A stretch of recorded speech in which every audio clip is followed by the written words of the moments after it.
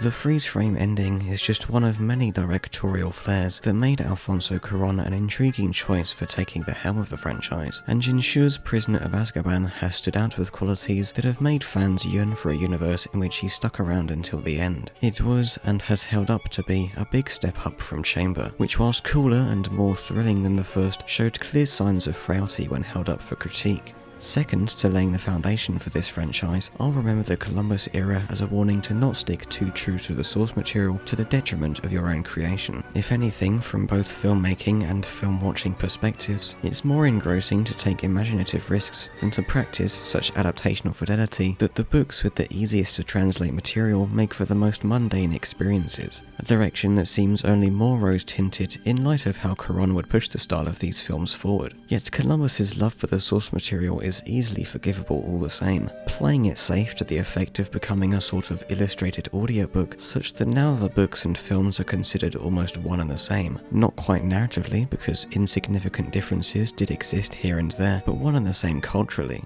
The neutrality of never settling in a direction to fully commit to, being not as whimsical nor gothic as at least my impression of the books, only enhanced the success Harry Potter would continue to have as a mainstream brand, putting a Potter universe nobody could fully disagree with or find offence in onto the big screen. The shortness of those two books demanded little cuttings, to the delight of book fans, and what came from staying mostly true to them created pleasing enough films that film fans have opinions no worse than indifferent. The stellar hand-holding soundtracks and set pieces of a warm, magical scenery making it worthwhile to watch, worth the price of admission, and just generally good enough to have been worth making in the first place. These technical aspects and all the rest would see only improvement in this third installment, where many people feel the franchise reached heights across the board that it scarcely returns to again, close to the level that caused lifelong detesters of the fantasy genre to think twice before flicking the channel away from any of the 3 Academy Award-winning Lord of the Rings installments, which along with Harry Potter managed to, in their own bubbles, catapult fantasy into a mainstream appeal that has since only been replicated once with HBO's Game of Thrones. Prisoner is what happens when you give someone as talented as Cuarón the money and relative freedom to work to the best of their ability, along with a great team to back him up. Now remember guys, that you have to take care of your frogs. Really, there's little surprise the film became the favourite of fans and critics soon after the franchise finished, in spite of it being the instalment to have generated the lowest box office gross. The $800 million it did make is still an extraordinary amount of money, and following a 2-year gap from the lukewarm reception of Chamber of Secrets, which failed to instill the same kind of confidence Two Towers did. It's not as if Chamber was a disappointing follow-up to Philosophers, but it being of more or less the same quality wouldn't, and on rewatch still doesn't, generate the kind of hype-inducing, word-of-mouth spreading praise that kept Peter Jackson's Lord of the Rings so invigorated in the cultural zeitgeist for 3 straight years. The $800 million seems out of place, even though it isn't that far off the gross of the other installments, because Harry Potter was still a very much growing phenomenon, and paired with the new eyes Lord of the Rings brought to the fantasy genre, anyone would have guessed the Potter movies would at the very least maintain the same level of success. They're crazy, there's a lot of people here. It was horrible. I would never go back there. A nightmare.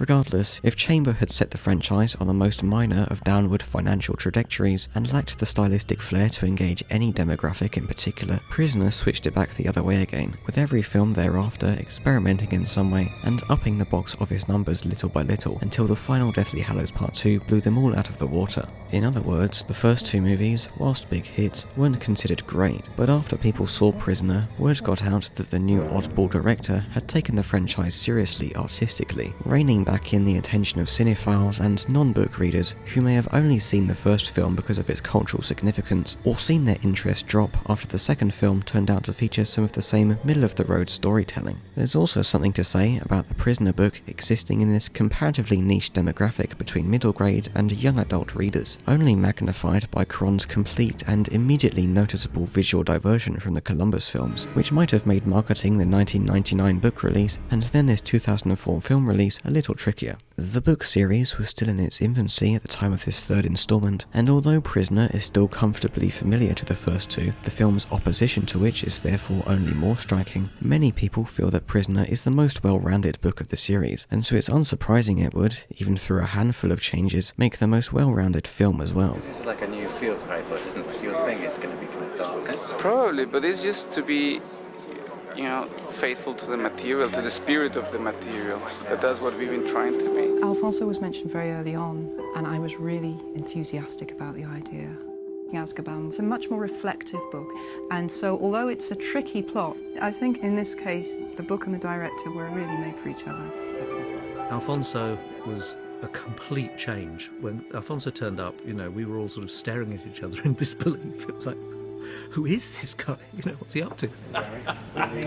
Capturing the spirit of the book through stylistic choices proved more beneficial to telling the story in this new medium than the impersonations of almost every detail of the books were capable of before, vehemently shifting the tone in the direction the book paved the way for in a way that still feels in line with a cohesive vision. How Quaron managed to do such a great service to this questionably deep magic world and story was by designing everything in ways that complement, enhance, and streamline the book's characters and coming-of-age themes, something he was already familiar with from the film Y Tu Mama Tambien that earned him the critical acclaim to land this vastly more expensive directorial vocation. And whilst this entry does a lot to set up future events and themes that extend to the overarching narrative of the whole franchise, or perhaps because of those things, Prisoner manages to have the strongest standalone identity of them all, satisfying to a level almost all the way through that even the best parts of the others can only hold a candle to. Contrary to what book purists will be the first to tell you, Quaron was exactly what this franchise needed: an enthusiasm for storytelling on film, and the talent to overlook the fine print from which he is sourcing, such that his fresh ideas add a much needed depth to nearly every element he touches, and doing so without obscuring the foundations that had been built up by the first two films. Having said all that, the book fans pleased that Prisoner was the beginning of the end in terms of making changes to the books aren't entirely unfounded. It set a dangerous precedent that, when followed by the lesser talents of the directors who would follow Quaron, pushed the films a bit too far astray into a downward spiral of contrivances. Prisoner made changes that felt mindful of their future impact, but the others had fully accepted the franchise had taken too many steps to be as synonymous with the books as it once was, and instead of making efforts to correct past mistakes, they chose safer, blander routes of adapting their significantly larger word counts. Still, as with all the post-Columbus films, they bear a likeness in many book readers turning a deaf ear to excuses for changes that can be observed from the opening scenes. Lumos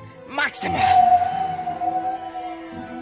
Although a minor change and a minor offence of the underage magic laws, Harry's use of Lumos during the title sequence is an immediate red flag to fans looking for any. A disappointing twinge that this new director wasn't going to give such a book-worshipping experience as Columbus had. It gets more hate than it deserves because, being the very first thing to happen in the film, there isn't anything else surrounding it to focus on instead. But the worst thing about this deliberate magic, which book readers have the foresight for, is its conflict with the accidental magic he would, a few on-screen minutes later, inflict on Aunt Marge. For that, he actually would have gotten in trouble had the Minister for Magic not bailed him out. But within the confines of the trace system, he should have also gotten in trouble for using Lumos. Why I give this particular change the benefit of the doubt, other than gushing over how well it delineates Quaron's new style, is because I maintain the opinion wizards should progressively gain access to spells as they grow into adulthood. To refrain from using magic around muggles still applies whether a wizard is adult or child. So, rather than giving them a sudden access to cast everything at the age of 17, give them access in stages. Let them use spells like Lumos to learn to be mindful of their use of magic around muggles, instead of opening the floodgates at one defined point of coming of age, which would realistically result in some of them going off the rails with their newfound privileges.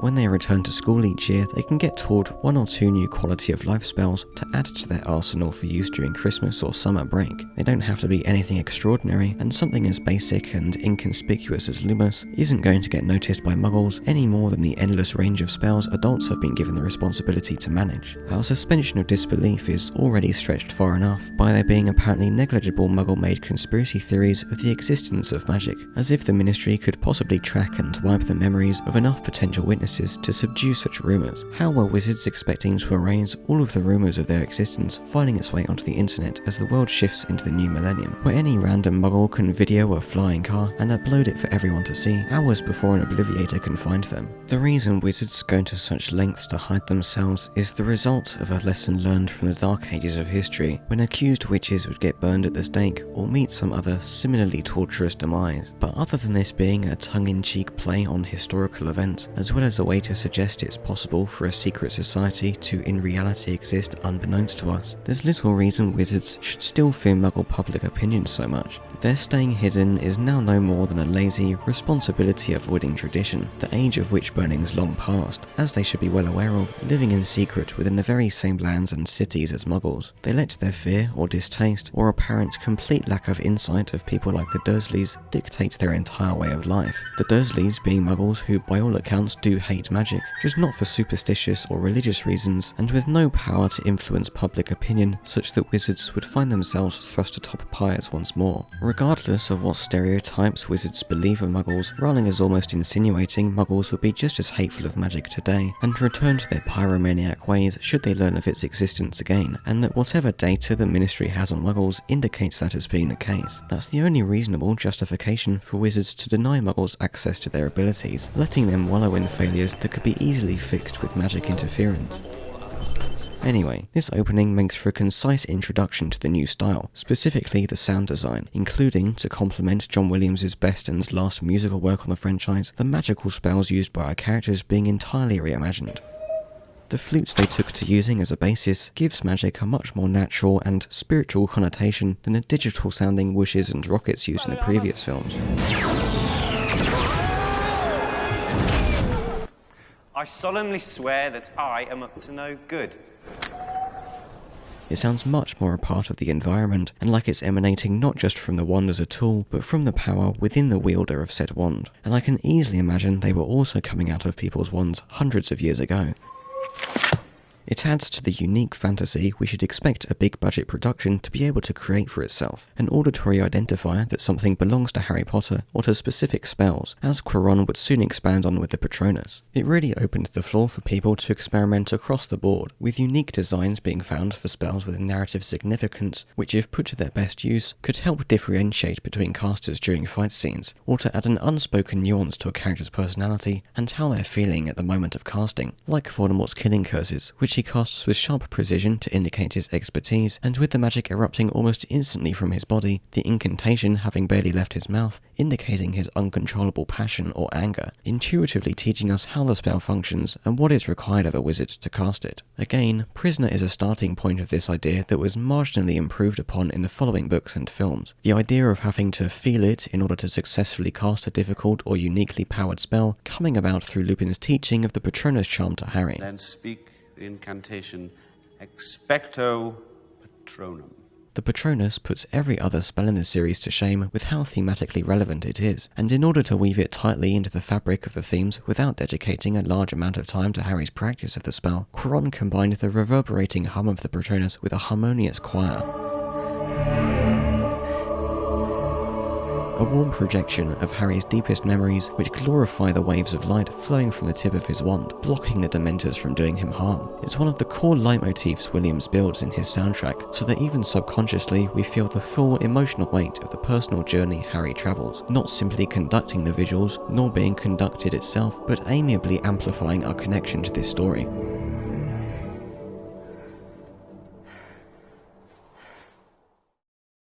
Featuring some of the most emotionally resonating melodies in a career few other film composers can match, the range of genres is one thing that sets Prisoner's soundtrack apart from Harry Potter's others, and helps Quaron occasionally shift or mix tones during scenes, like the gratification of seeing Aunt Marge inflate and float into the air after somehow making the Dursleys seem like nice people, or the experimental jazz of Harry's delirious ride upon the night bus, which mysteriously appeared at a moment of vulnerability. Beneath the anger, there's an anxiety in Harry, where he knows he's in trouble for blowing up Aunt Marge and running away from home, and he can't quite place what it is about the ambience of his environment that has him on edge. The creepy playground, flickering street lamp, and shadow across the street, all heard with exaggerated sound effects in the undertones of music. A feeling almost like dramatic irony, not because you connect the dog in the bushes with infamous mass murderer Sirius Black, but because the tropes used to portray the imagery in this scene play with your intuition of how film scenes that feel like this usually go.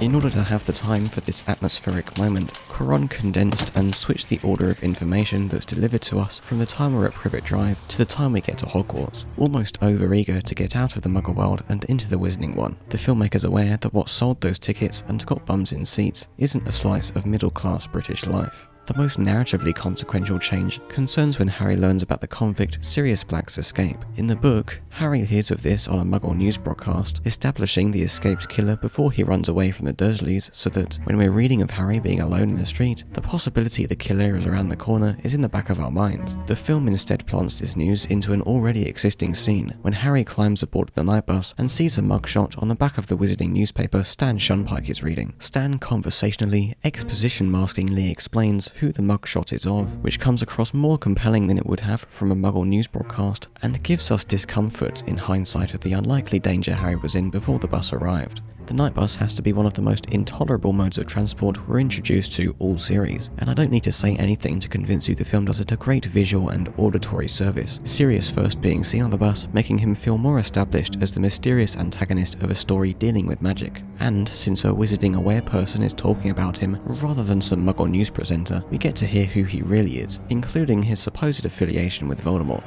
He was a big supporter of... you know who. Harry's bumpy ride ends in front of the Leaky Cauldron, which has had some major external and internal renovations since Hagrid took Harry through it to reach Diagon Alley. Tom the Innkeeper has also had a drastic makeover, his unamusing hunchback aesthetic stepping a little too strongly out of the whimsicality book fans had come to expect. Similar to the shrunken heads, which I like to imagine are imported magical items, and that's why they seem so out of place. The one on the night bus could have just been a weird quirk of the mute driver, but in their appearance in Hogsmeade, they seem more like the newest fad for wizards to hang up in doorways and toss aside a year later. But really, they're just a way to jabber out a split second of weirdness or comedic relief without giving those lines to any actual characters. And with what little flavour they add to the wizarding world, I'm yet to see anyone disappointed about their disappearance from the subsequent films. The scene of Harry dealing with the monster book isn't particularly necessary, since we get the same thing in less time later when Neville is having trouble with his book, but it acts as a transition between Harry's nightly arrival at the Leaky Cauldron and his meeting up with everyone else an undefined amount of mornings later. He comes down from his room to find Ron and Hermione mid-argument, just like he remembers is normal, and Ron gets to proudly share the newspaper photo of their holiday in Egypt that allows Sirius to discover Peter Pettigrew is still alive and chilling as Ron's pet in his rat animagus form. Stylistically, this is the moment the film really dresses to impress, putting copious details into the background whilst Harry mingles with the Weasleys and gets given plot information over the course of one lengthy shot. As the kind of scene that would have required painstaking planning, Cuarón decides to get it out of the way here before plot and action get in the way to overcomplicate things, but the length and intricacy of the shot serves more purpose than just showing off, following Harry into smaller and smaller frames so Arthur can tell him the sensitive news away from everyone else. But Sirius isn't the only danger awaiting Harry, their journey on the Hogwarts Express turning into a horror that wouldn't be out of place in a nightmare scene.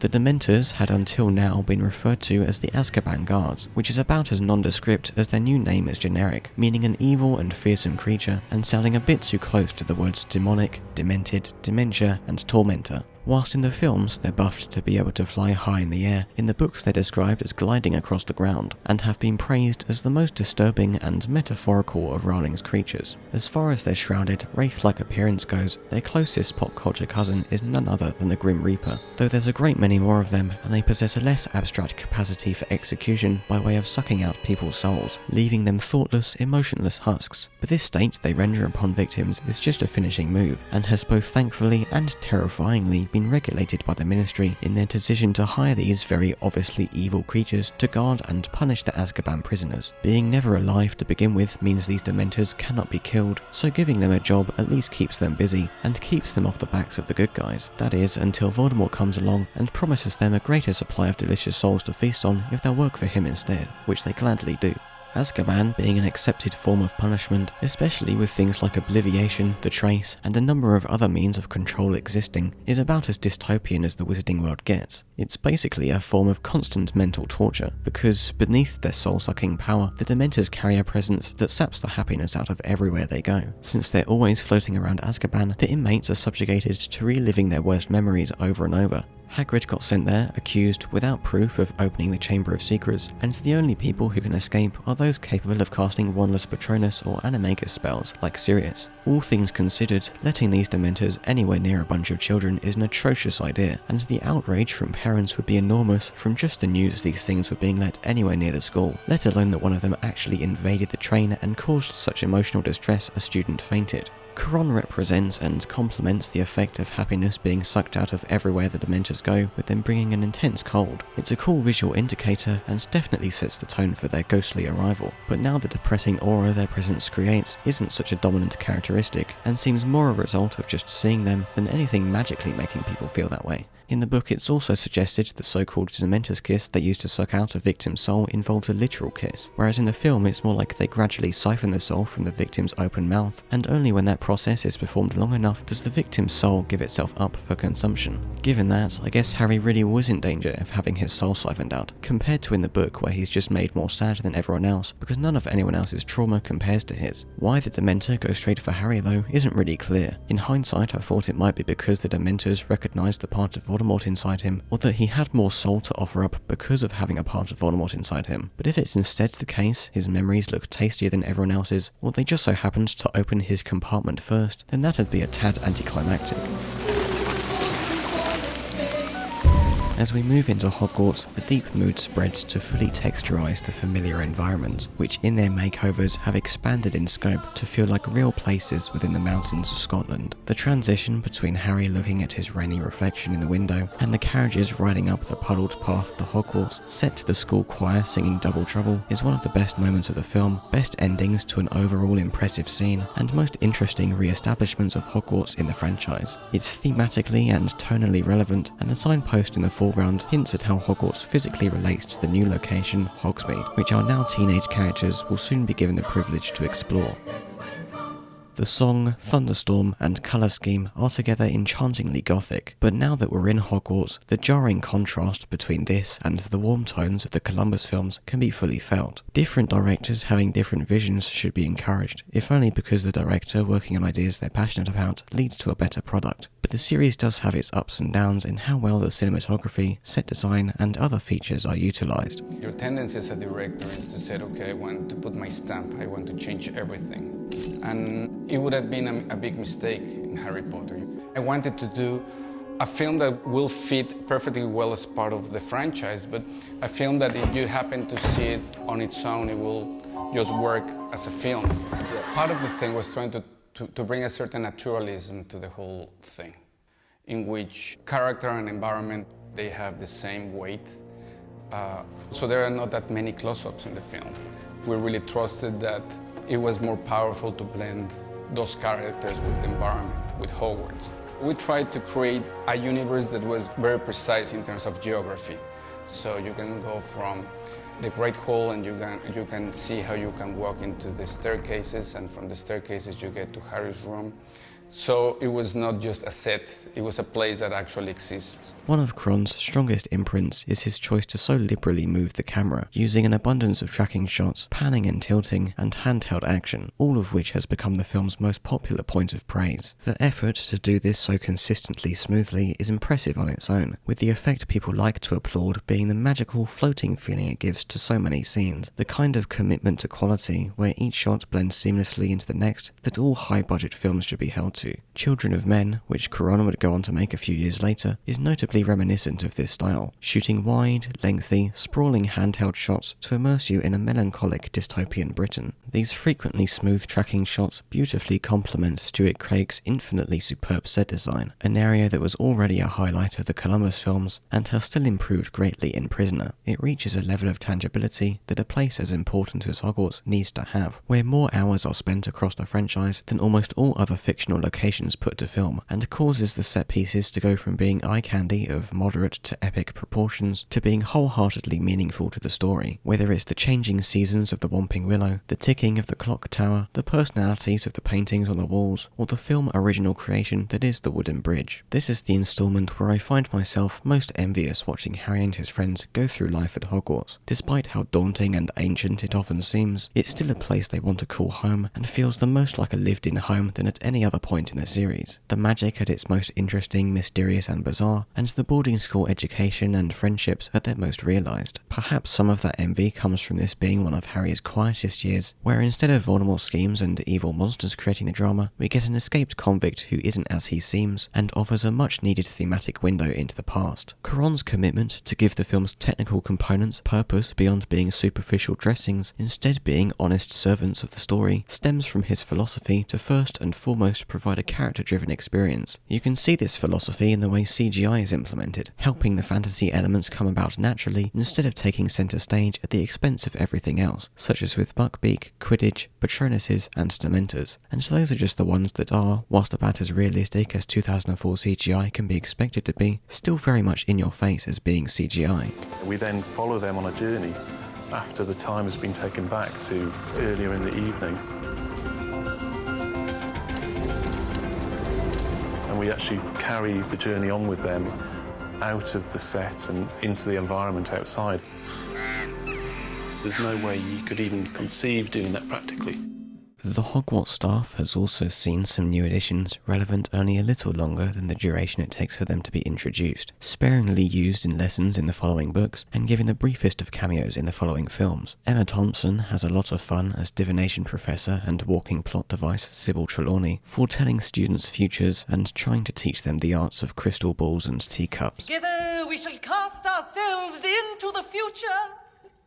Her so-called prophecies are usually minor, but to the unsurprising benefit of the ominous tone, Harry is actually haunted by the image of the Grim that showed up at the bottom of his dirty teacup. As well as other strange and uncomfortable things, Trelawney manages to say in the most obliviously insensitive ways possible. Hermione is quick to dismiss her, partly because she's so vibrantly deranged, but also because Hermione is, over the course of the year, under a sort of self-imposed pressure not to waste time, and so a subject as unsubstantiated as divination is the last place she wants to be. Dumbledore explains to Harry and that the consequences of our actions are always so complicated, so diverse, that predicting the future is a very difficult business indeed. And in the same book, McGonagall feels similarly, if only in relation to Trelawney's predictions, comforting Harry by saying that she has predicted the death of one student a year since she arrived at the school and none of them has died yet. The implications of these opinions from two of the most respected professors being that divination is an inherently inconclusive field of magic, and or that Trelawney is unfit to teach or even really perform divination, a potential annoyance to the professors who excel at and can actually teach their areas of expertise. That is, until the true extent of her plot divisiveness is revealed, when we learn that her bizarre qualities were a red herring, and she does have genuine prophetic powers that were, unbeknownst to herself and pretty much everyone else, the catalyst for this whole story of Harry versus Voldemort. Never mind all the minor predictions she makes that are littered throughout the books and come to fruition in varying degrees of their own, even this major bombshell regarding Harry and Voldemort is glossed over by the films, and can be summed up as Trelawney going into her unconsciously prophetic trance during a public meeting with Dumbledore, her prophecy being overheard by Snape, who, working as a Death Eater at the time, takes the information to Voldemort, who then goes after Harry. Dumbledore shows no inclination to tell her anything about her prophecies, or the danger she may have been in ever since telling the one about Voldemort, and so instead she remains in the dark and becomes an indefinitely stagnant and underutilized character. Beyond! What a load of rubbish. Broaden your minds. Use your inner eye to see the future. On the other hand, one character nobody argues as being underutilized is Hagrid, who has recently attained professor status. The attending students have worn their uniforms in expressively different states of formality than they might have in the lessons of other professors. This stems from Cuarón's decision to allow the students downtime to wear their own clothes instead of always being stuck in the Hogwarts robes, giving them each their own visually distinguishable sense of fashion. And not only does this bring out their personalities in an unobtrusive way, it just makes sense for students heading into their teenage years to want to know the comfort of their own clothing and put at their uniforms wherever they can get away with it over the course of each day. The films already differed from the books by having 4 versions of the base Hogwarts uniform in line with the colours of whichever house a student belongs to, and by disregarding their need to always be wearing wizarding hats, which wouldn't have been at all ideal for continuity, lighting or hairstyles, as well as there being a slight variety of jumpers and cardigans, avoiding every character looking the exact same during school hours, like they do under the militant's jurisdiction of the Death Eaters in Deathly Hallows. This is one of the areas of contention people noted Cuarón's diversion from the source material, unique and coming about partly as a result of the presentation of characters in promotional material. The main posters for Philosophers and Chamber showing them wearing school robes, whereas every main poster thereafter shows them wearing what would in universe be considered Muggle clothing.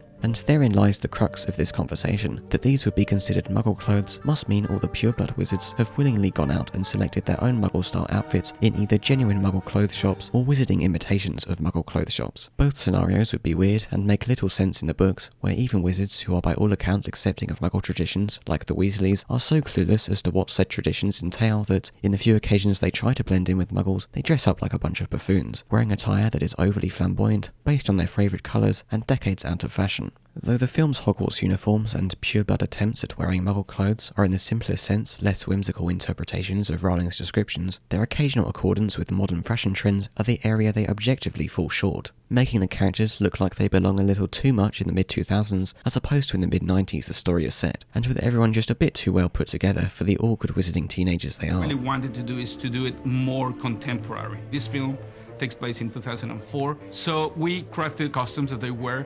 in a more contemporary way. Frankly, it makes more sense purebloods wouldn't be so endlessly inept when it comes to anything Muggle related that they can't dress halfway decently, especially for students who are mixing and living with wizards from such a variety of Muggle backgrounds, friends influencing each other's tastes and interests being only more prevalent at a secluded boarding school. God, this place has gone to the dogs. Wait until my father hears that Dumbledore's got this oaf teaching classes. Shut up, Malfoy. Anyway, it is of course Harry's Slytherin rival and renowned racist Draco Malfoy who causes Hagrid's first lesson to go a bit awry. For the duration of the series, he never quite settles into his new role, the lessons the trio attend always disturbed by the events of the plot, like Lucius breathing down Hagrid's neck about Buckbeak injuring Draco, his half-giant heritage getting exposed by Rita Skeeter, or Umbridge attacking and chasing him into the wilderness. It's easy to forget, through his cheerful and sometimes pitiful interactions with the trio, that Hagrid was attending Hogwarts in the same span of years as Voldemort, making him more than twice the age of Snape or Lupin, who whilst having opposing teaching methods, are always seen as authority figures in their own ways. Chucking the odd unpredictable creature at a bunch of teenagers doesn't seem so outlandish, especially since only third years and above are allowed to attend the subject, having already become accustomed to the wizarding world and its often hazardous peculiarities. But Hagrid's inexperienced teaching and muddled curriculum doesn't leave his students particularly engaged outside of first seeing the newest creature, and even then there's plenty of boring choices Hagrid resorts to after losing confidence. Besides decisively communicating one's knowledge, a big part of being a teacher is not losing confidence like this, but in Hagrid's case the more alarming issue is his tendency to downplay the danger of creatures like Buckbeak by thrusting the students into their presence before they've learned a single thing and are otherwise of inappropriate age to learn about. Buckbeak is the only Hagrid lesson to make it into the franchise, and although its inclusion wasn't changed so drastically as the Thestrals, the lessons for which were replaced by a conversation with Luna, the two animals were likewise streamlined to complement their film's themes. Whilst in the book, after flying on Buckbeak, Harry comes to the anticlimactic conclusion he much prefers broomsticks, the film is accompanied by some of its finest music to see Harry overwhelmed with joy, turning an uncomfortable experience he was spurred into by Hagrid into one of the most powerful moments of the series, and such an undeniable improvement over the book's version, I can't see anyone not choosing it as part of their personal canon.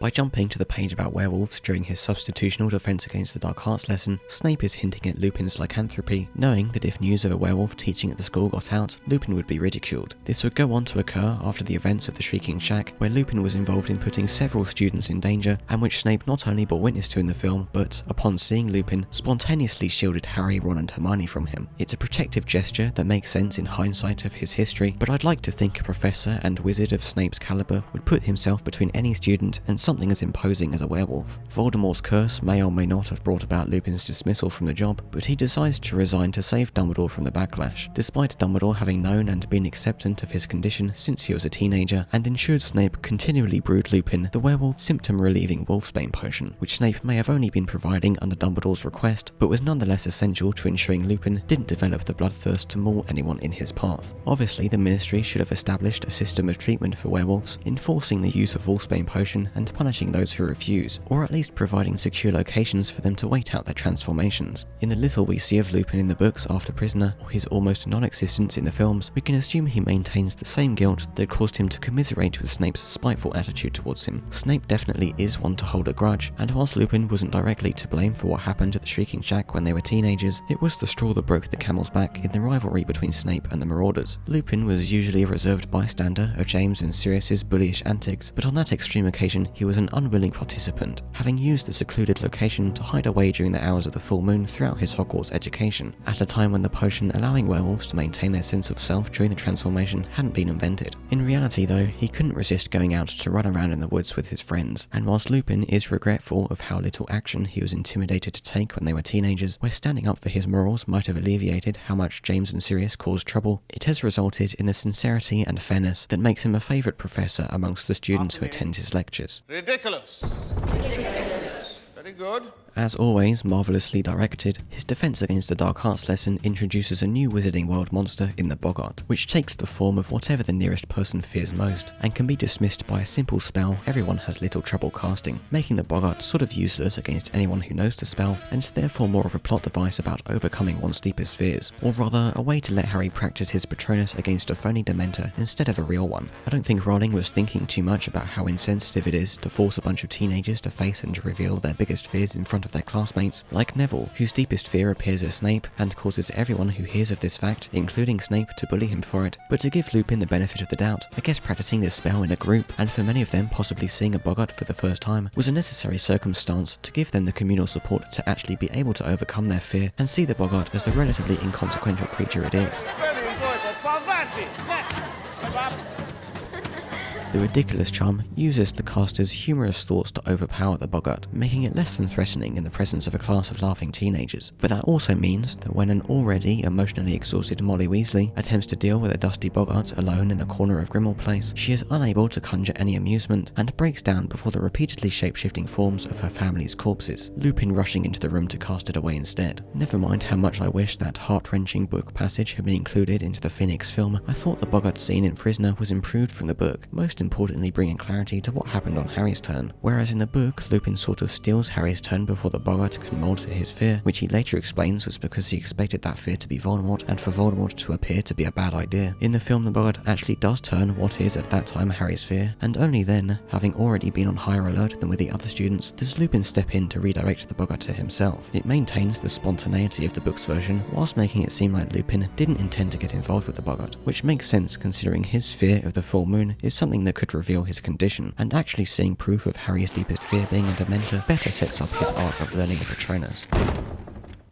The Patronus immediately becomes one of Harry Potter's most iconic spells, a spell we learn to be more than just words and wand movements through its reliance on the caster's mental fortitude, which in Harry's case links the spell strongly to the coming-of-age themes of this third entry in particular. Its most distinct quality is that, with enough practice, a fully formed Patronus becomes tailored to the personality of the wizard casting it, taking the shape of a bright silver translucent animal and gaining the ability to exist semi-independently, carrying out orders separate from the place of the person who powers it for as long as they continue to power it. These corporeal Patronuses, as they're called, are so ingrained with the wizard's spirit that they maintain the same animal form for life, except in cases like Tonks, whose love for Lupin was apparently so eternal, her Patronus permanently became a twin of his. In the same, albeit unrequited way, Snape and Lily share the same Doe Patronus, which Snape famously uses during his Deathly Hallows flashback to prove to Dumbledore his love for Lily had always stayed with him long after her death. There's enough species in the world for every wizard to have a unique Patronus, but it makes sense there'll be some overlap between people with similar personalities, like Fred and George, who according to Rowling share similar magpies, and I'd be unsurprised if, in the same way certain people in real life stake their relationships on astrology, certain wizards, teenagers in particular, might take their partner's Patronus being different or uncomplimentary from their own as a sign they don't really love them. The teenagers of Hogwarts, however, don't have to worry about such complications getting in the way of their budding romances, or at least they shouldn't have to worry, because although later developments make it seem the opposite, casting a fully formed corporeal Patronus is difficult enough for even adult wizards to struggle with. The Wizengamot are surprised to learn during Harry's disciplinary hearing that he can not only cast a basic Patronus but a corporeal one. A 5th year student having any success with such advanced magic, and magic not a part of the curriculum, would be impressive enough, but it's easy to forget just how much of an outlier Harry is with this kind of combat-based magic, defense against the dark arts being the one subject in which his outstanding OWL result beat Hermione's. I like that Harry is proficient in combat, and I think it backs up the bravery of his character.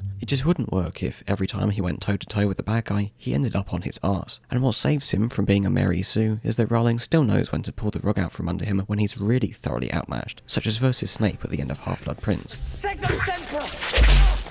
The most impressive thing about Harry's Patronus that separates him from the members of Dumbledore's army is that he's able to use it against Dementors, not just in the safety of the Room of Requirement, although the films fall weirdly short of showing any of these people known to be able to cast corporeal Patronuses actually doing so in combat, outside of that one instance of Harry saving his past self at the end of Prisoner. Whether they're shown doing so during the DA meetings, mentioned having done so in the book canon, or presumed capable based on their other feats of magic, I'm not sure why the films would resort to the default Patronus effect as if out of some CGI laziness, without acknowledging something like wizards not always being entirely capable of using their Patronus at 100%, which would be perfectly acceptable considering its aforementioned emotional demands. Even seemingly extremely powerful Patronuses, like the one Aberforth casts during the Battle of Hogwarts, which was in the book actually the result of the combined effort of multiple characters, resorts to increasing in size and velocity instead of taking the form of any animal. This default Patronus effect was also changed between the books and films, turning from a cloud of mist the Dementors can't pass through to emanating waves of barriers that actively push the Dementors away. But this might actually be an improvement over the book, looking better than I imagine the mist would have, and resulting in some really powerful symphonic moments. You know, the very first time I saw you, Harry, I recognized you immediately. Not by your scar, by your eyes. They're your mother, Lily's.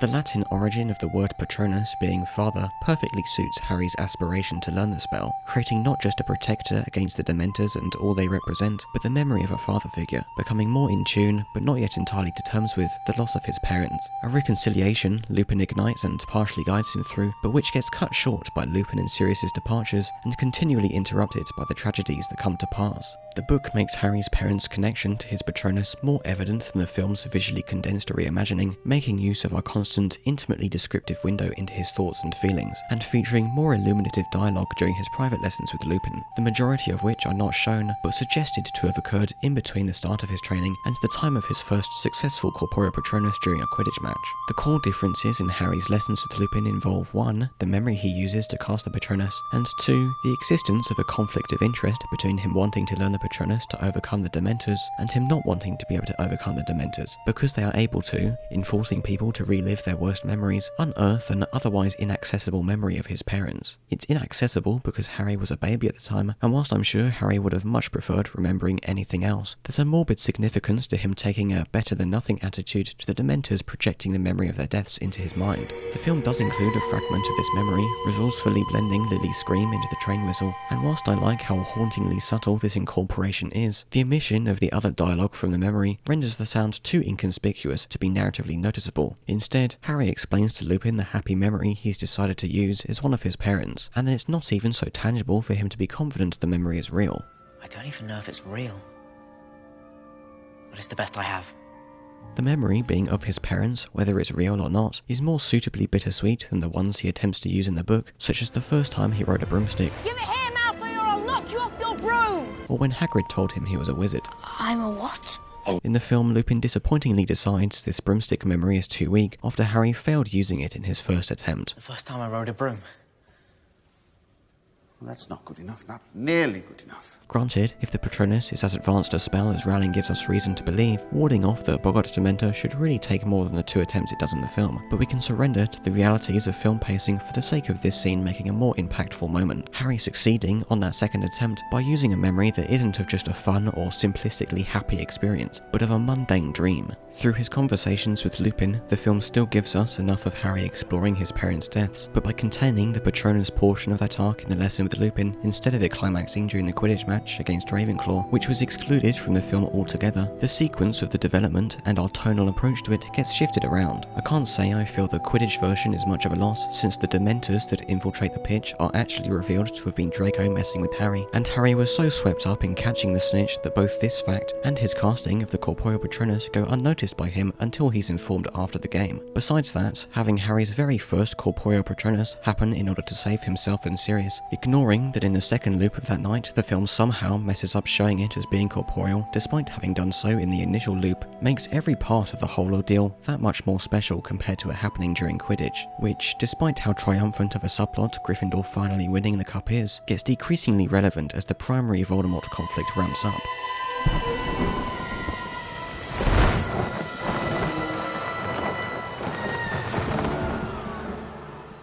although the film polishing this area of the theme makes its treatment of another area all the more head-scratching. Harry's father's animagus form being the same stag that both his and Harry's Patronuses take on is an unequivocally crucial piece of the puzzle the film apparently chose to hold too loosely inside its metaphorical puzzle box. What's he talking about, Harry? Nobody who reads or otherwise learns about the book prior to watching the film expects the Marauders' animagus forms to go as unacknowledged as it does, and film-only viewers are either left indefinitely in the dark, left mildly confused at the sense something is missing, or given the proposal of a future enlightening rewatch, mentally filling in the narrative gaps that, whilst less severely than the films to follow, burdens the enjoyment of the adaptation in specific regards to things unanimously considered good ideas in the books. The animagus forms of the Marauders are important to their characters, most of all James's stag, who exists as the visual aid binding him to Harry. Because James is, at the time of Prisoner, the only dead Marauder, and therefore the only Marauder not to appear in person in the Shrieking Shack or anywhere else in the film, him being an animagus, let alone the animagus being a stag, is the least obvious revelation of them all. The vague clues the film gives us to foresighfully put this together includes 1. Snape mentioning Animagi during his werewolf lesson. Which one of you can tell me the difference between an animagus and a werewolf? 2. Lupin, Sirius and Peter, all being close school friends of James. Your father, James, on the other hand, he had a certain, shall we say, talent for trouble.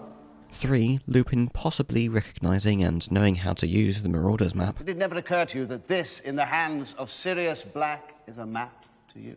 And 4. That the credited names that appear on the Marauders map refer to the characteristics of animals we may or may not have taken note of. A dog, rat, werewolf, and most subtly of all, a stag. As much as you might have to pick up whatever hints the film lays out on an observant rewatch, it is guessable Sirius is the menacing black dog named Padfoot, Peter is and has all along been Ron's pet rat nicknamed Scabbers or Wormtail, and Lupin is the werewolf nicknamed Moony, and each wizard is, eventually, seen turning to and from their animal. The stag, nicknamed Prongs, is the odd one out and most subtle not only because of its cutlery connoting nickname, but because, contrary to the others in the film's version of events, it has no concrete appearance or dialogue indicating its existence prior to Harry's corporeal Patronus. The absence of this information can be excused from any foreshadowing opportunities the film didn't take, but it remaining unexplained even after the tumultuous events of the Shrieking Shack, which in the book featured an admittedly heavy-handed exposition overdose, means Harry being saved by a stag-shaped Patronus feels completely random, and we are from that point on left confused as to why Harry is so insistent this Patronus of unknown origin came from his father. Instead, the film tries to play it off like Harry could see enough of the figure behind the extremely bright form of the Patronus to know they looked like his father, and we remain confused up until and during Harry's realization his father had not resurrected from the dead to save himself and Sirius, but that the Patronus was his own, owed in great part to the harmoniously culminating soundtrack and Harry's first and forever most spectacular ascent into narrative agency. It still hits the emotional beats pretty hard, but how much better would it have been had the film clarified, in any amount of less ambiguous words, the significance of what the book displayed as an additional plot twist of the identity of Prongs and the origin of the stag Patronus. Quite a bit better, and much less controversial in the minds of book readers, albeit the ultimate irony of this particular exclusion isn't how obviously important it is to Harry's 7-book-long character arc, but how it being excluded contradicts what was Cuarón's primary objective with successfully adapting Prisoner to film, that being to capture the essence of Harry's coming of age in accordance with those consequently important events of the past.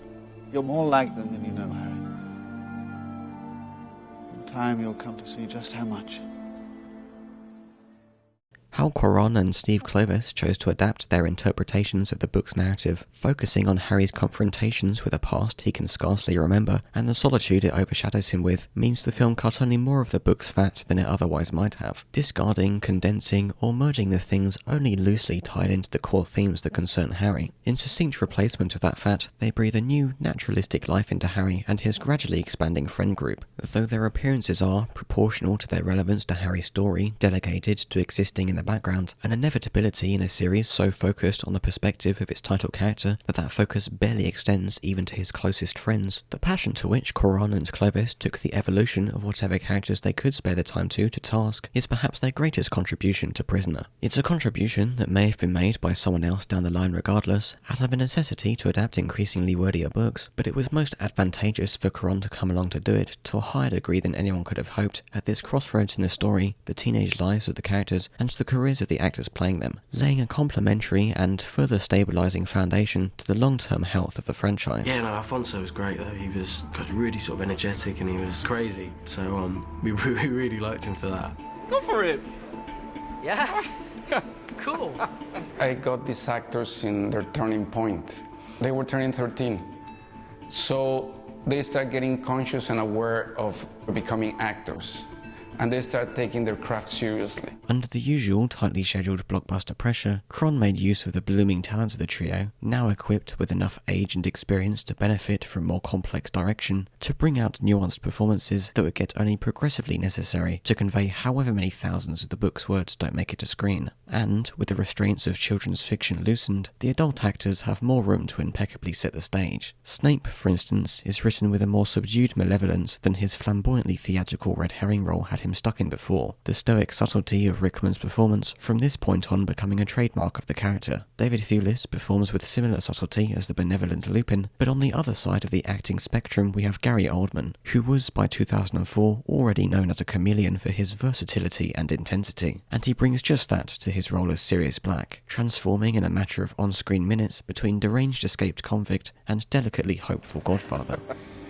Are you going to kill me, Harry? Well, I can understand if you choose to stay with your aunt and uncle. But if you ever wanted a different home... Add Timothy Spall's Peter Pettigrew to the already accolade-filled Shrieking Shack scene, and it's no wonder the experience had such a big influence on Daniel Radcliffe in particular. At the beginning, Daniel was so insecure. And he was so excited about working with Gary. And he was just observing him all the time. I think I'm doing everything wrong. Look at this guy. He says, hey, stop observing. Just be yourself. You know, see, like Gary, in a way, he's just concerned about how he's delivering and how he's listening to you. And I think that was the point in which Daniel started approaching acting in a different way. For me, it was a big step forward with him, because on 3 I went, okay, yeah, this is what I want to do. I want to be an actor. Like 3 was when I made that decision. Harry, what happened?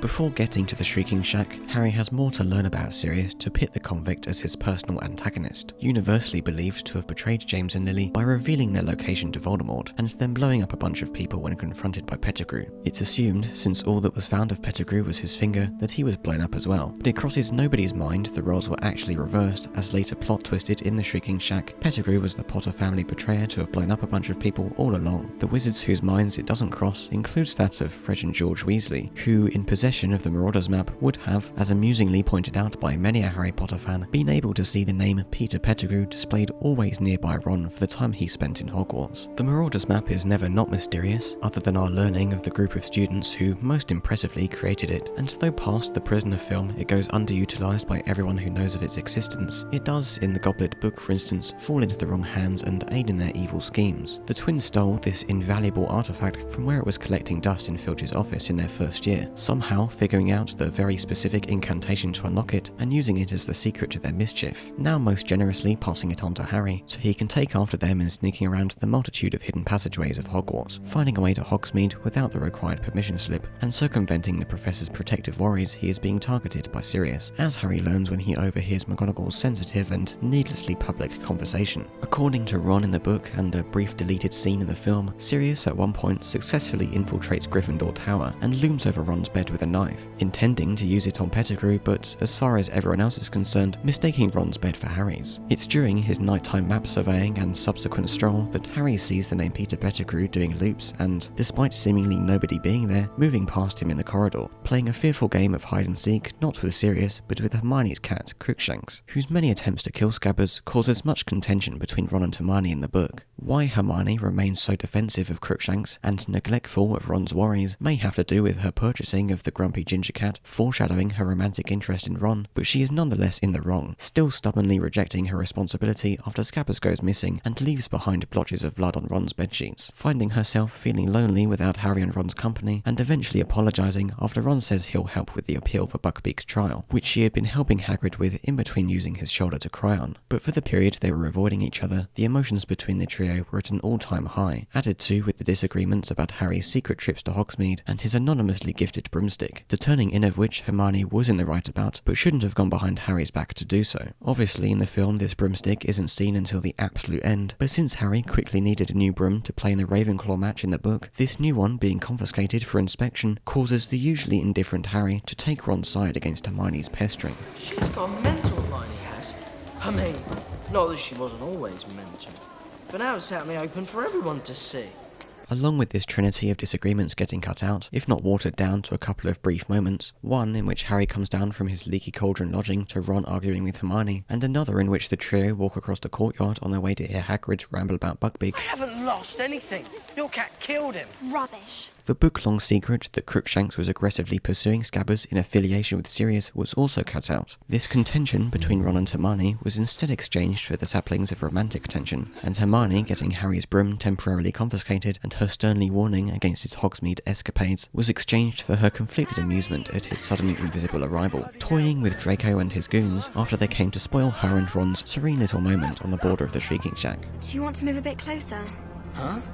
The film also makes changes to how Harry goes about eavesdropping on McGonagall, and in doing so introduces a new issue not dissimilar to the book, though the adults taking their discussions somewhere more private makes sense, and gives us a more visually appealing point of view than Harry hiding under a table. In following them, he enters the room by opening the door, despite hearing them perfectly well enough from the other side, and this somehow doesn't come across as suspicious. Cloaks other than Harry's do exist, as they should be well aware of, but it would be great to solve this oversight and signify the importance of Harry's cloak specifically by having any of these wizards, which includes the Minister for Magic, take brief magical precautions to soundproof the room and check for unknown presences, and that in spite of these precautions, Harry remains undetected. Now, tell me what this is all about. Well,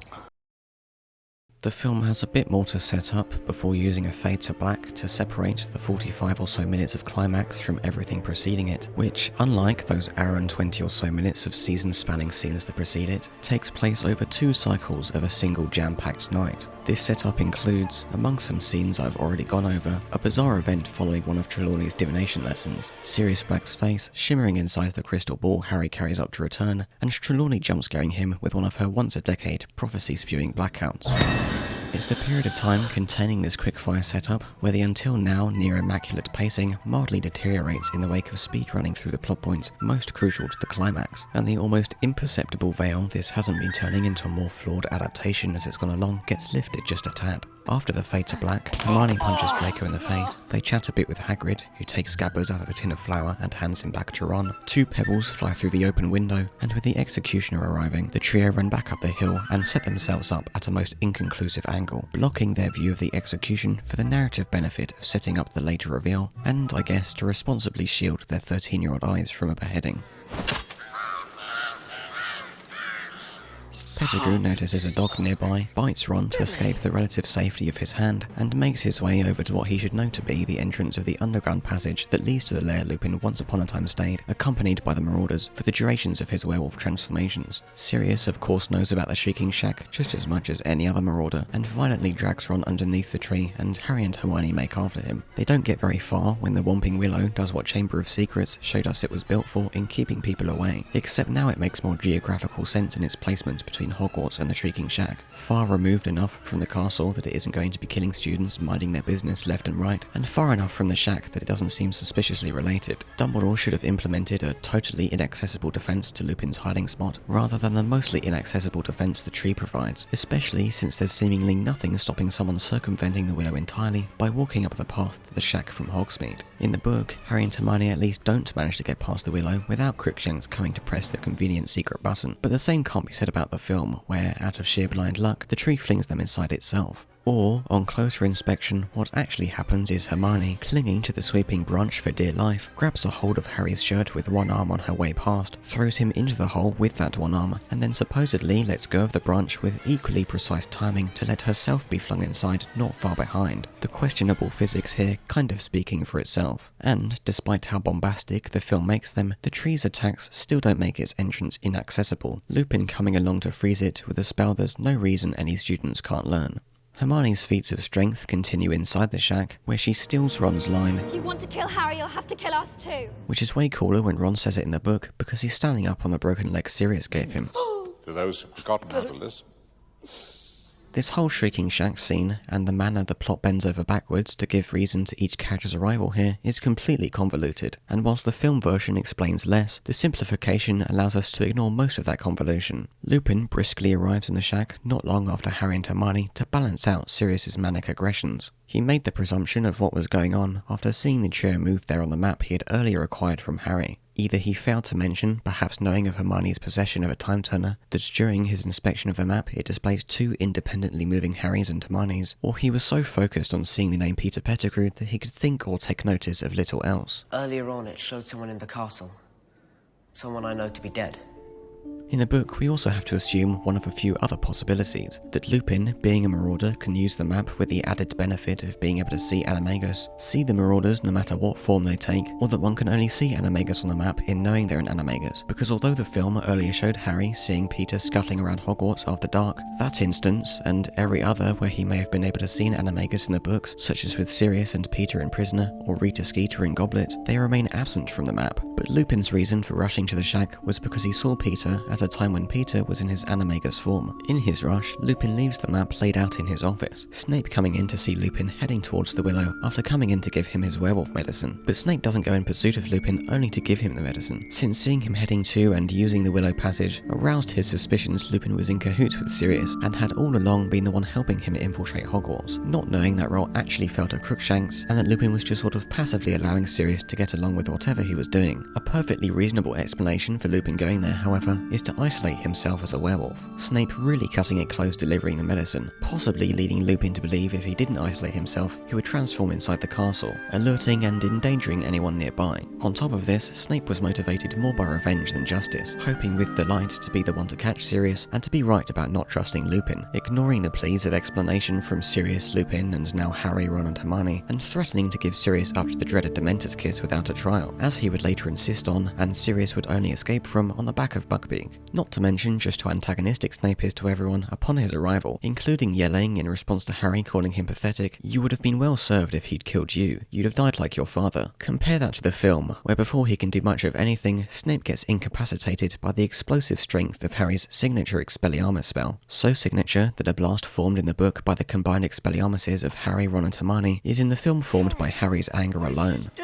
You attacked a teacher! Tell me about Peter Pettigrew. He was at school with us. We thought he was our friend. With one less voice creating commotion, there's space for Lupin and Sirius to provide the proof that goes beyond just verbal explanations. All in all, despite all happening much faster than the book scene and featuring less conclusive exposition, it does a good job putting together what puzzle pieces it does include, and recreates for the audience the tension the trio are going through of whether or not to trust Sirius and Lupin. Harry was already half convinced, having noted that if Lupin were helping Sirius, he could have killed him 100 times in the year. But how about whether Sirius deserves to spend the series marked as a murderous traitor? There is some sense to it, with him having been a leader of one of the most notorious groups of troublemakers Hogwarts has ever known, including leading a 16-year-old Snape to an almost death by werewolf, but he was also the closest friend of James and eventual godfather to Harry, and was, along with James, one of the most gifted Gryffindors of their generation. I could almost accept if he ended up forging a vigilante-esque dark side of his own, as he almost does in attempting to kill Peter anyway, but I don't buy that so many would readily accept him turning out to have been an undercover Death Eater all along, especially with such little evidence to go on. A large part of it comes down to him coming from one of the largest, oldest, and wealthiest pureblood wizarding families, all but him of whom have been Slytherins, and as pureblood prejudiced as Rowling has given that house the default of being. The Black family is, by the time of the series, a shell of its former self, most evident by the dilapidated condition of their London home, Grimmauld Place, although they sort of live on through being the ancestors of many another pureblood family. Compared to the Blacks, the Pettigrews were a family of unknown blood status, and, as far as their barren Potterpedia page tells me, no notable worth. Dare I say, if we knew more about Peter and his family, he would be more widely considered among Harry Potter's most tragic characters, though him playing the biggest part in Voldemort's return would still gain him no sympathy. Most of what the series gives us to go on, as to why wizards would have thought Peter guilty or innocent over Sirius, concerns the scant details of his personality, most of which Harry learns between Prisoner and Order from Lupin and Sirius's own mouths. Although the derangement of Peter's post-rat years, and his continued fearful motivation to serve Voldemort following his discovery, should which make him an almost different character altogether, the seeds of fear for him having gone down the Death Eater path in the first place are evident from his school days. Along with coming from influential families and being the top students of their year, James and Sirius brought a certain bullyish entitlement to the Marauders that the mild-mannered Lupin now feels guilty to have not counteracted more, and one of the results of this attitude was them patronisingly allowing Peter to be a part of the cool clique they'd made for themselves. So whilst James and Sirius were the troublemaking ringleaders, and Lupin was complicit so as to not displease those who knew of his secret and had done the kindness of helping him cope with it, Peter's fault was in providing himself as the fuel for their persona of superiority, a spineless sycophant to tease when they get bored. Harry would learn more of the Marauders' infamy during Phoenix, putting to question his admiration of them and their morals, and Rowling continues to show him teetering on going down a similar path using the Half-Blood Prince potions book. But, unlike the Marauders, the trio and all the friends that surround them never go full in on making the mistakes their parents did. Someone like Neville perhaps being the present-day equivalent of how Peter could have turned out with kinder inclusionary treatment.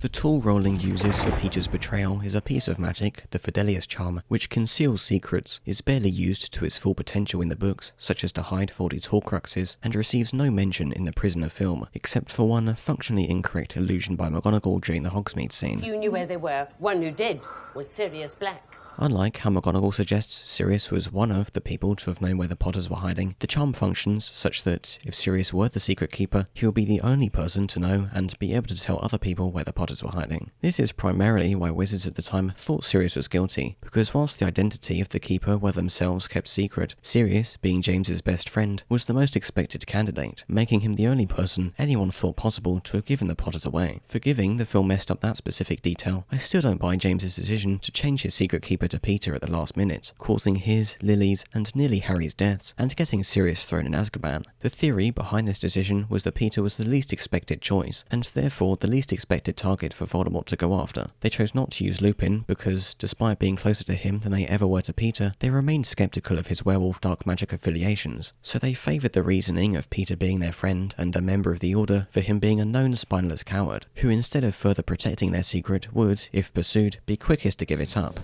Sirius, what would you have done?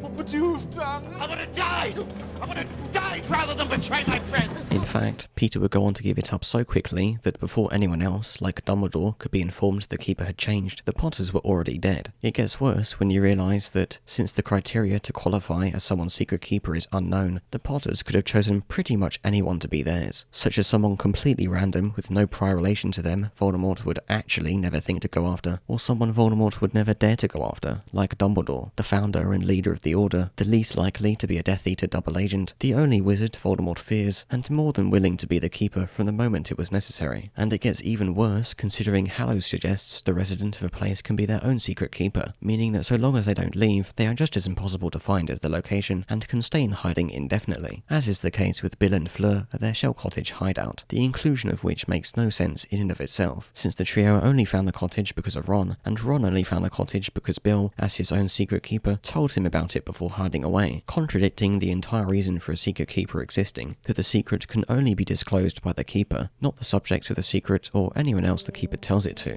This is why, in Phoenix, instead of the wizards currently around him telling him, Harry reads a letter disclosing the location of Grimmauld Place from its keeper, Dumbledore, and only then does the building make itself known to him. Competing for the most on-the-nose naming of Rowling's creations, Grimmauld Place would eventually pass down to Harry through Sirius's will, because all of the Marauders end up sacrificing themselves for Harry in some way, indirectly helping the new generation to do what they had failed to during the war a decade prior. We get our first look at the Sirius that would become a fan favourite on the way out of the Shrieking Shack, where instead of including Sirius bashing the head of an unconscious and levitating Snape against the tunnel ceiling, the film focuses on the brief tranquility of Harry's first conversation with his godfather, the ominous presence of the Grim lifted in the wake of an at last promising future. Promising because Sirius has a drastic change of character from the first impression he gave as a psychotic mass murderer on the front of a newspaper, and he makes the hopeful offering that, once the dust has settled, he might take Harry under his wing. By never showing the true extent of Harry's abuse at the hands of the Dursleys, the weight of him so quickly warming up to this proposal is partly lost to film-only watchers. Whilst in the film his near-immediate change of heart seems too sudden, the book more involves his desire to get away from the Dursleys at all costs, a real testament to just how awful they have been that, as if all year long harbouring the hope Sirius turns out not to be the monster everyone believes him to be, Harry was more than ready to start developing a fondness for someone he was, until moments ago, trying to kill out of a vengeful justice for his parents, and still doesn't really know anything about.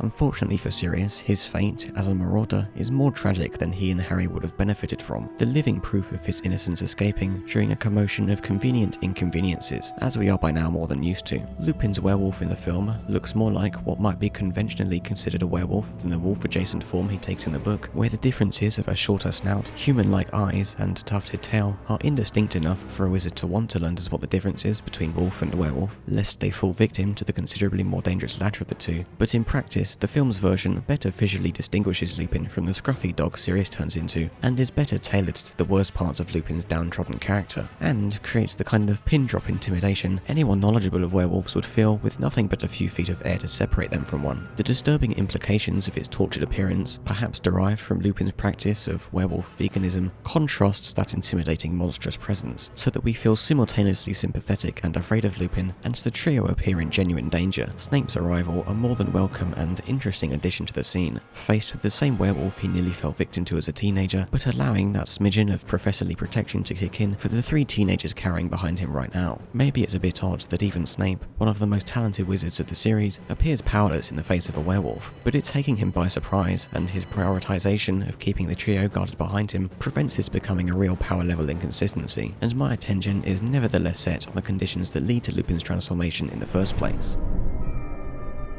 I love how the transformation process is so grotesque in what has to have been an American Werewolf in London inspired way, and wish the series had included more of the body horror the dark arts of magic like to get up to, but the consequence of having Lupin transform, which everyone was waiting to happen the moment they knew of or suspected his condition, and for that transformation to be timed so narratively proficiently, is of course that it makes little, if any, sense. Lupin was so caught up in the events of the shack, even on their way out after Peter's amateur detainment, that he forgot all about this being the night of the full moon, the one night every month he is uncontrollably transformed into a murderous monster ever since being inflicted with the condition. Lupin should really have concerned himself more with acquiring the medicine earlier in the day, but in the film this mistake is simplified to Sirius questioning whether Lupin had forgotten to take it, leaving no context that Lupin was waiting for Snape to bring it to him. Perilous, my old friend.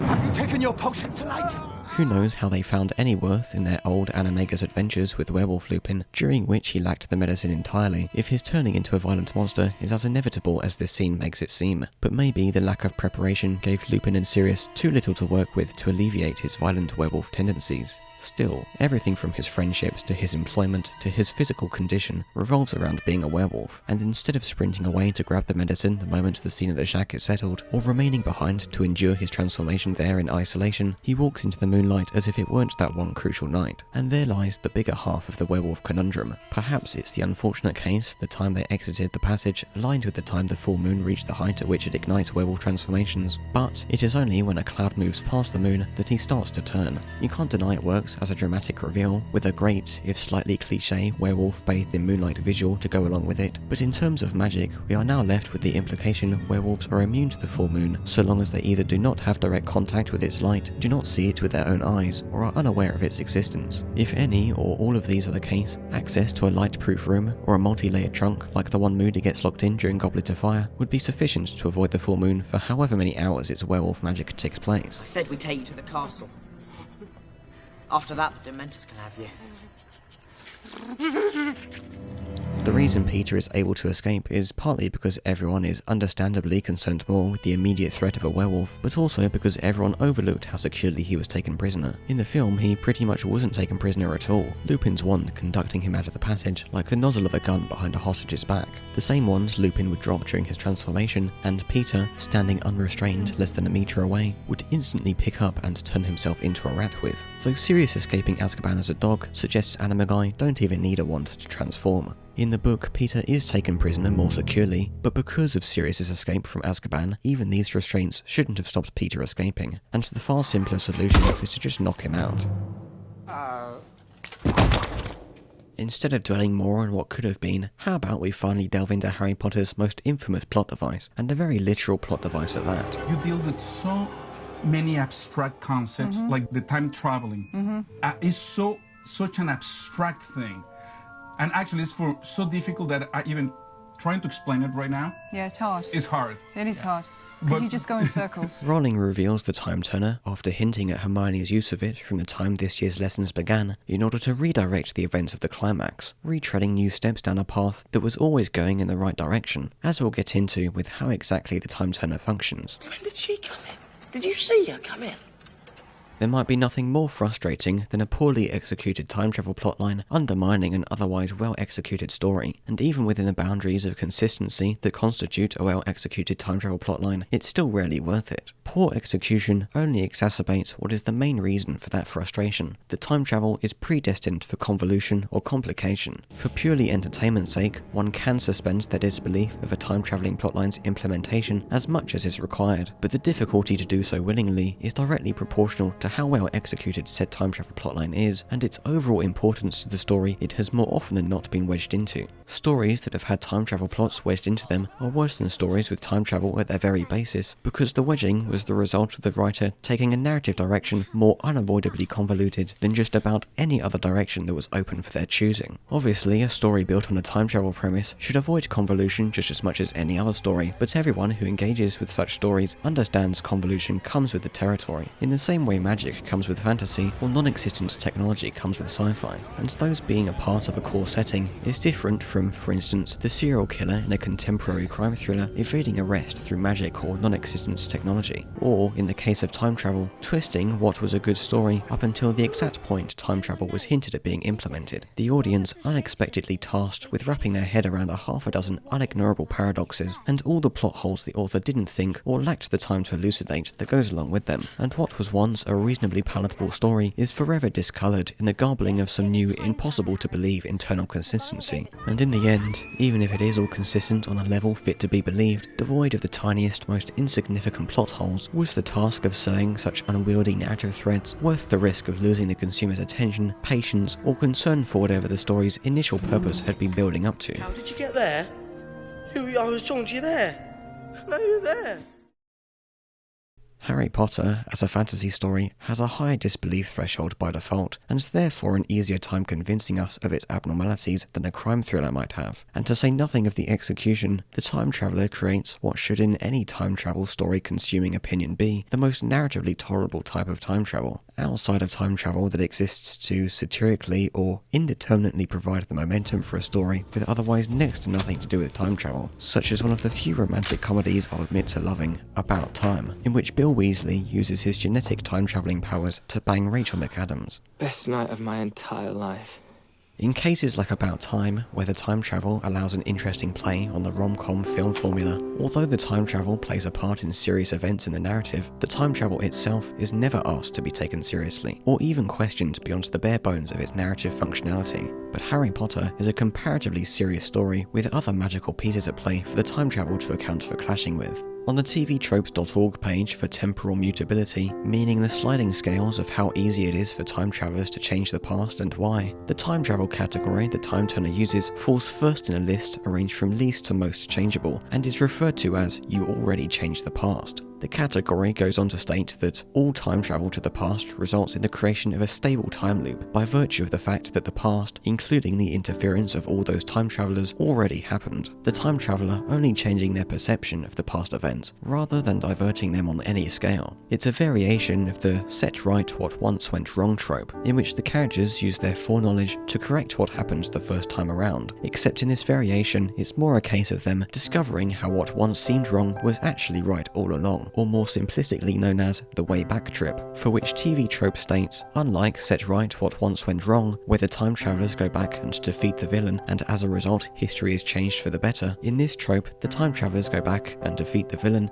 and as a result history stays the same. The stable time loop is furthermore simpler than its sibling, the Close Enough timeline, which is actually the time travel About Time uses, and involves the time traveller making insignificant alterations to their timeline that they more or less decide to live with, usually happening after after they messed up the past and didn't entirely succeed to put everything back the way it was. Still, there are things to get confused about, the obvious one being the idea of where did the loop begin, akin to whether it was the chicken or the egg that came first. All you have to accept to answer this in regards to the time turner, even though it doesn't necessarily explain a sequence with no clear beginning, is that the loop began the moment the time turner was used, and the loop exists only in the time between the turner being used and the time it went back to. In Prisoner's case, this time frame is determined as the few climactic hours of that night by Hermione's manual ticks of the turner. What's more is the user of the turner doesn't send their current mind into the past version of themselves, but physically removes themselves, or in this case two people, from the current space and time and transports them along with their foreknowledge to either aid their original past selves or take part in new events altogether, as Hermione had been doing to attend lectures with coinciding schedules. There's then two details about the execution of this time travel that has people misunderstanding what type of time travel it is, regardless of whether they know such terminology as stable time loop or bootstrap paradox. The first is a matter of description, or in the film's case, visual presentation, of the time Buckbeak was supposedly beheaded. In the book, it's heavily suggested in our first cycle of the loop, through the trio walking away from Hagrid's hut under the invisibility cloak, that the beheading did occur out of their line of sight, blocked by Hagrid's hut and by them facing the opposite direction. So when Harry and Hermione save Buckbeak, and it's revealed the sound of the executioner's axe came not from the removal of Buckbeak's head, but from the slashing of a fence, it seems as though they have changed the past. This event is more misleading in the film, where the executioner instead slashes into a pumpkin and disturbs the surrounding crows, where the visual of the trio spectating from an obscuringly aligned distance instead of under the cloak around a corner, and where the audience's eyes would have nonetheless been made absent from the beheading if it had occurred, in order to maintain the PG rating, all makes it more believable the beheading simply happened off-screen and the trio did witness it, than the trio placing themselves in such misalignment they could not witness it. The second misunderstanding-causing detail is Hermione's exposition of the time turner, specifically what she was warned to avoid when using it. About when she first received the turner, Hermione says, "Professor McGonagall made me swear I wouldn't tell anyone. She had to write all sorts of letters to the Ministry of Magic so I could have one. She had to tell them that I was a model student and that I'd never ever use it for anything except my studies." And it isn't until they're sneaking around their past selves and Harry suggests running in to grab Peter that she frantically explains, "Don't you understand? We're breaking one of the most important wizarding laws. Nobody's supposed to change time. Nobody." It took until Dumbledore's suggestion for Hermione to see it as an option, repeating what he had said about not being seen, and predicting that such awful things McGonagall said to have happened to wizards who meddled with time might happen to them. Having two versions of oneself seen roaming about might be a recipe for a multitude of accusations, but there's enough other magical explanations for that to not be so outlandish as those aware of Hermione's time turner are treating it. Obviously, Harry and Hermione didn't want to be caught freeing Buckbeak, so the animal's escape seems like no one's fault but its own, and no one can be blamed for obstructing ministry business, because if their presence isn't accounted for in the hospital, they might have been under genuine suspicion of helping Sirius, as Snape barges in to accuse them of. But I see little risk that if past Harry and Hermione came across future Harry and Hermione, they would, for instance, jump to killing them. Not only does Hermione in both instances possess the turner and would immediately put the pieces together, but the trio are 13-year-old students with next to no desire to kill anyone and lacking the spells capable of even doing so, and they had, a year previously, used Polyjuice Potion to impersonate Crabbe Goyle. Surely if Harry saw himself sneaking around, he would just think someone had used Polyjuice to impersonate him, and if he did attack his imposter, it's not like he would die fast enough for Hermione to be unable to reveal the time turner and explain the possibility said imposter is his future self.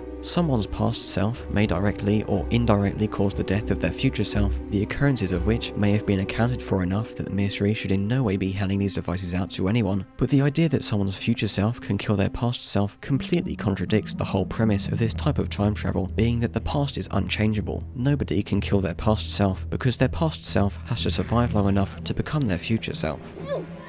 Ow!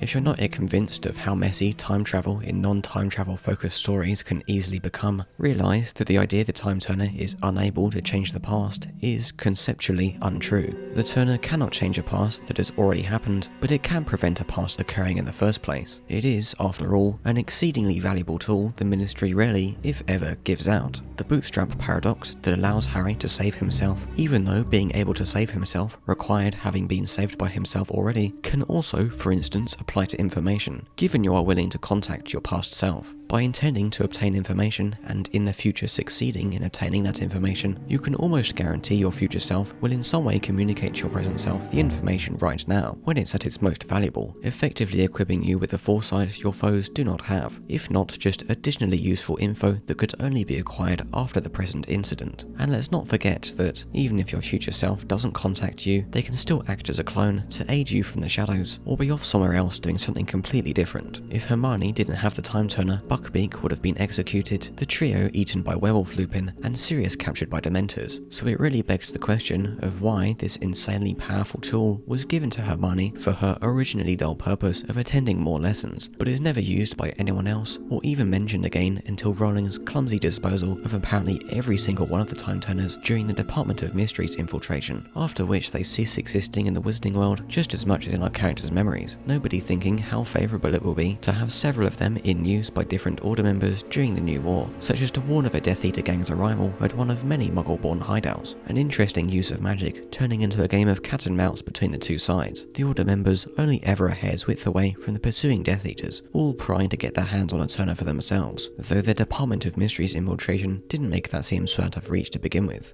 Hermione's exemplary reputation, McGonagall's recommendation and supervision, and the rigid schedule of a Hogwarts education to manage its use by might be enough reasons for the Ministry to lend Hermione a turner, if only they were also lending their use to benefit more dire circumstances, like winning a war against a living manifestation of evil, especially when Hermione turns out to use the turner to attend a mere 2 additional subjects, and was spread thin enough with just those 2 that any more would be out of her reach anyway. I don't care so much that McGonagall's classic favouritism granted someone who was already academically ahead of the curve a free ticket to get unfairly further ahead, because if any student was going to be responsible and capable enough to put the turner to good use, it was Hermione. But it's intriguing that in spite of that, she still found herself overburdened with the work she now felt pressured to pursue, so much that at the end of the year, on their way home aboard the Hogwarts Express, she mentions having handed the turner back in. It would have been useful beyond comparison in the avoidably tragic climaxes of the next several years, but this human energy composed restriction is, as a restriction, among the time turner's few positive qualities. Of course, if you're using the turner 5 or more days a week, as Hermione was doing, and therefore physically experiencing longer houred days than everyone else, the exhaustion from both the disproportionate lack of sleep and the stress of safely using the turner would catch up with you pretty quickly. Another restriction it would have done well for Rowling to more explicitly establish, if only to thwart complaints of why didn't they just go back to kill Voldemort as a baby, is the manual ticking required to specify how much time to go back. The more time you want to go back, the more manual ticking you need to do, the tedious keeping track of which would quickly become apparent upon any attempt to go back such scales as months or years. Use of the turners does actually have a determined safety limit of travelling back a maximum of 5 hours, but it would be more compelling for the turner to have a hard restriction, deliberately imposed or not, indicated by the AM and PM cycles of the 12 numbers of the clock face, only able to go back up to 12 or 24 hours from the user's current time. And how about Hermione's turner specifically being programmed to only function within Hogwarts, or only within a space and time the turner is previously known to exist, meaning she can only go back to a time where her past self also has it equipped. Still suitably facilitative of the story Rowling wanted to tell of this year, alternatively debunking the option of killing a baby Voldemort, and enabling an interesting future fight sequence around Hogwarts, or in their evasion of the Death Eaters in Deathly Hallows.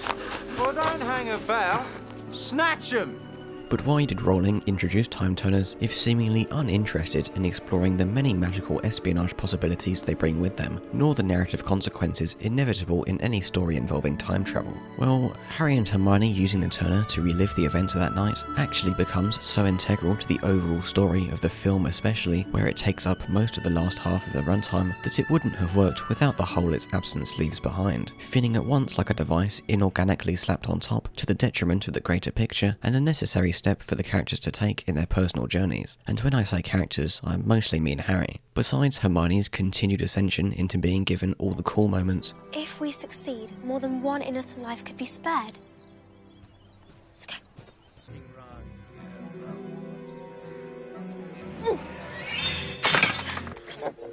Come on, Buckbeak. Come and get the nice dead ferret.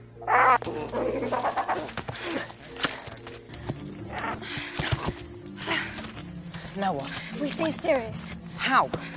No idea. What are you doing? Saving your life. My father!